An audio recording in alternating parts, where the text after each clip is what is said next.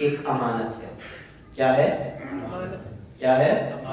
امانت ہے. اور امانت میں خیانت نہیں کرنی چاہیے. ان اللہ یأمرکم ان تؤدوا الامانات الی اہلھا.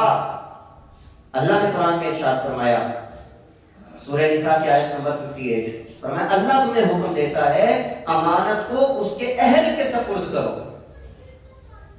جو اس کا اہل ہے نا اسی کو دو. جو اس کا اہل ہی نہیں ہے تم اس کو امانت دیا جا رہے ہو.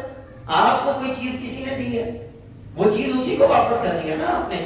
آپ کسی اور کو کر دیں گے تو آپ تو پکڑے جائیں گے کہ بھئی یہ چیز اس کی تھی، تو نے اس کو نہیں دی، کسی اور کو دے دی.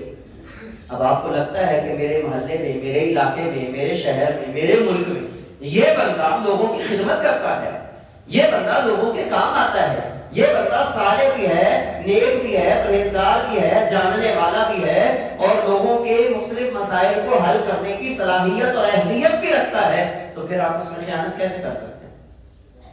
پھر آپ امانت اسی کو دیں جو اس کا اہل ہے.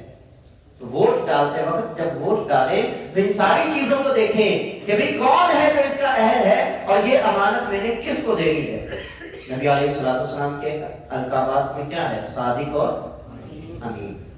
اور نبی علیہ السلام نے فرمایا مومن جو ہوتا ہے نا وہ جھوٹا اور خائن نہیں ہو سکتا.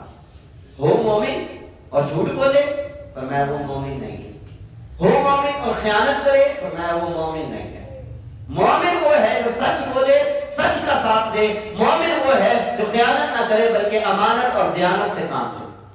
تو ووٹ ڈالتے وقت اس چیز کو بھی دیکھا جائے گا کہ آپ جس کے حق میں ووٹ ڈال رہے ہیں آیا کہ وہ اس کا اہل بھی ہے یا نہیں.